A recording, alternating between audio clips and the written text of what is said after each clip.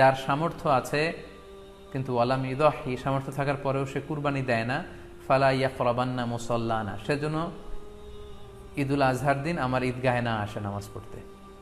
আল্লাহ রাসূল সাল্লাল্লাহু আলাইহি ওয়াসাল্লাম হুঁশিয়ারি বাণী ঘোষণা করেছেন, ধমক দিয়েছেন যে সামর্থ্য থাকার পরেও যে কুরবানি দেয় না সেজন্য আমার ঈদগাহে না আসে। এই হাদিসের আলোকে ওনারা বলেছেন মান কানা লাহু সাআহ, যার সামর্থ্য আছে। ওনারা বলছেন যে এটা ইন জেনারেল, ব্যাপক, যারই সামর্থ্য আছে তাকিয়ে দিতে হবে। সো এখানে বাস্তবতা হচ্ছে দুই পক্ষেরই খুব ভ্যালিড দলিল আছে। আর কোনো মাসালার ক্ষেত্রে যখন মতবিরোধ থাকে, দুই পক্ষেরই দলিল থাকে, সেক্ষেত্রে বাড়াবাড়ি করাটা অনুচিত।